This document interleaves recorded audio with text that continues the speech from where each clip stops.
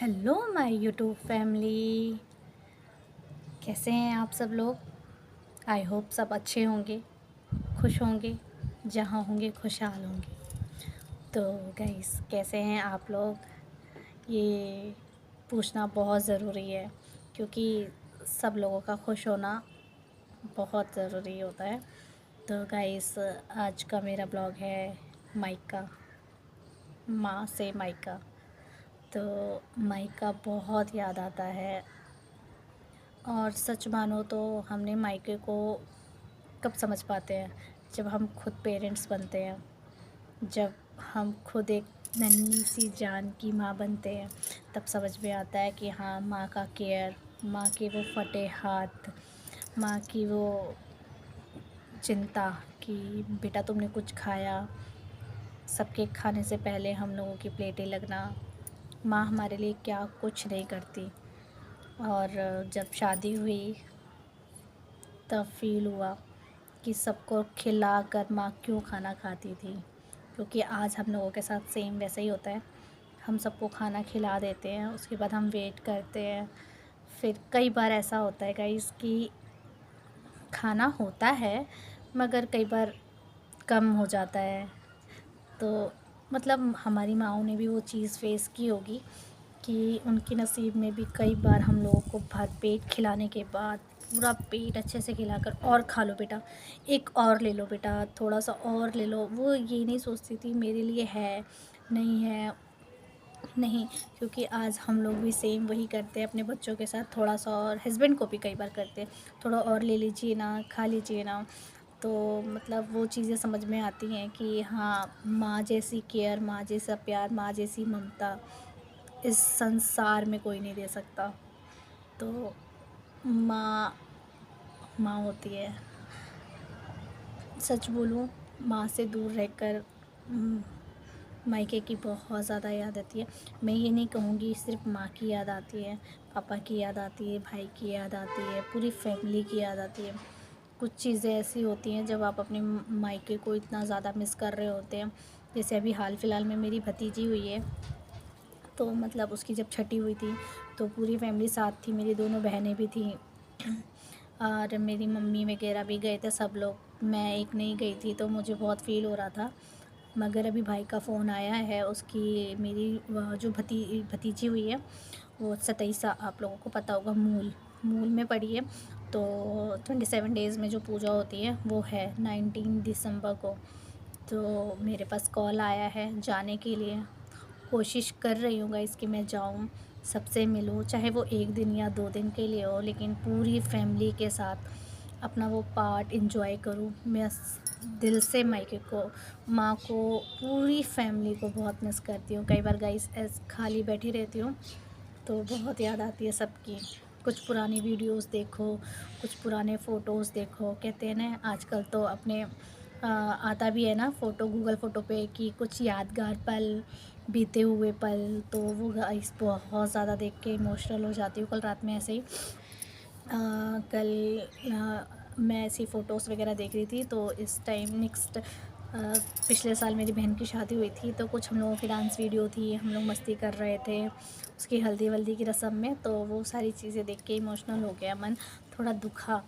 तो लगा कि मतलब माँ हमारी लाइफ में बहुत इम्पोर्टेंट है, क्योंकि माँ की कमी कोई नहीं पूरी कर सकता। और आज मम्मा से बात भी हुई तो मम्मा ने यही कहा, कोई नहीं बेटा, 1 दिन 2 दिन के लिए आ जाओ, घूम जाओ, परिवार का ये पल बहुत ख़ास होता है। तो कोशिश कर रही हूँ गाइस मैं जा पाऊँ, दिल से बहुत ज़्यादा मन है वहाँ जाने का।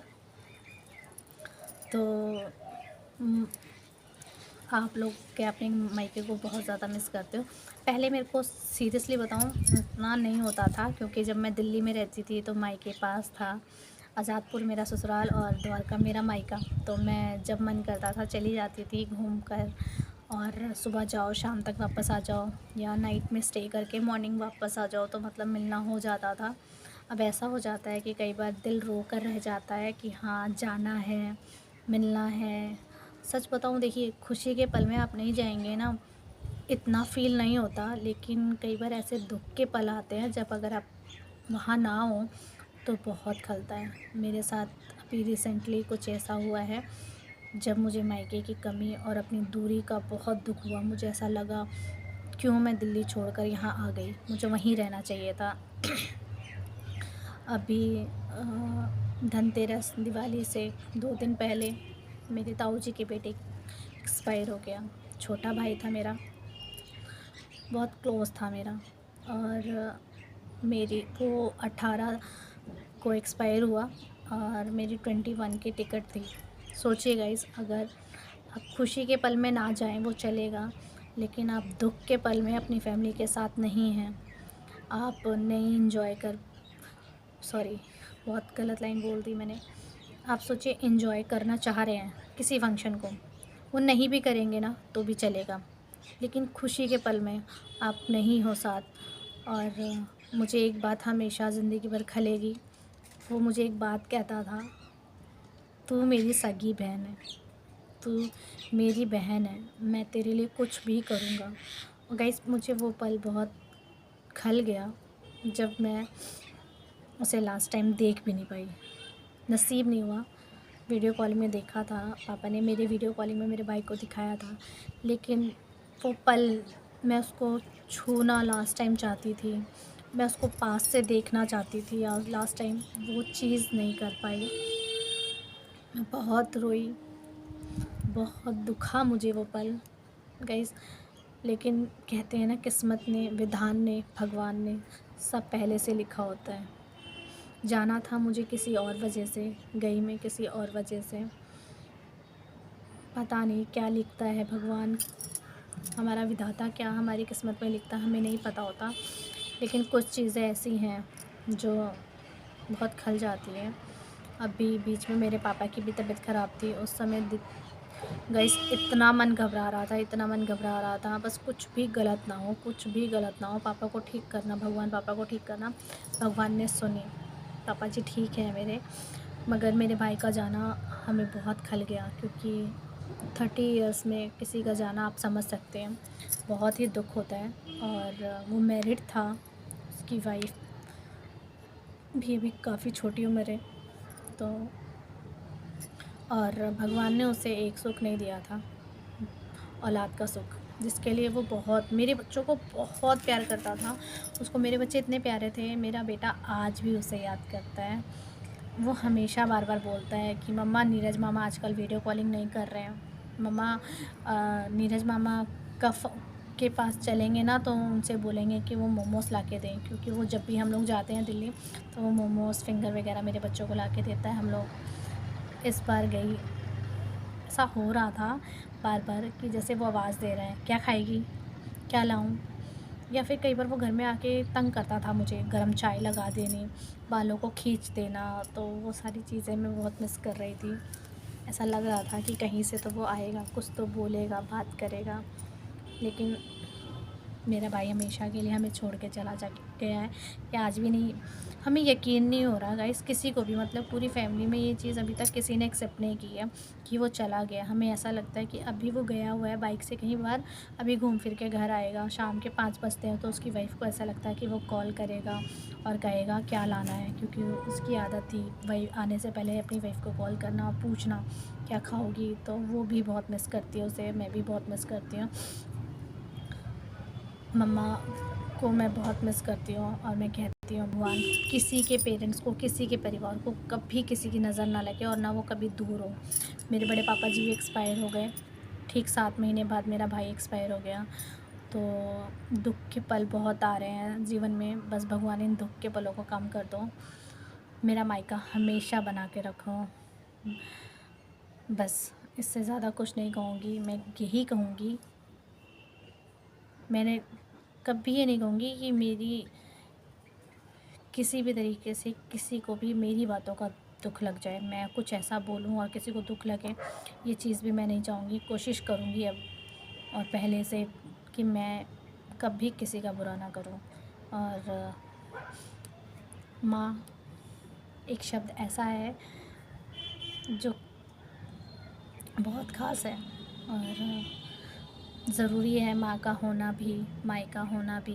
कहते हैं जब तक माँ और बाप हैं जभी तक मायका रहता है, मैं कहती हूँ मेरी भाभी भी हमेशा बने रहे। अभी कुछ टाइम बाद मेरी नई भाभी आने वाली हैं, तो मेरी भाभी भी बनी रहे और वो मेरे घर में मेरी बहन की तरह है। मैं नहीं मानूँगी कभी उसको, वो मेरी भाभी है। तो गाइज़, यही सारी चीज़ें हैं जो आपसे शेयर करनी थी। कई बार ऐसा हो जाता है कि हम लोग सोचते कुछ हैं, होता कुछ है, कुछ भी मतलब लाइफ को लेकर या किसी भी चीज़ को मैंने कभी नहीं सोचा था गाइस कि मैं अपनी फैमिली से दूर, इतनी दूर पटना आ जाऊंगी। लेकिन किस्मत में लिखा था शायद यहाँ आना, और हम लोग यहाँ आ गए। जो इंसान कभी बिहार नहीं आया था, कभी मतलब कभी कभी कभी नहीं। सॉरी गाइस, बच्चे कुछ पूछ रहे थे।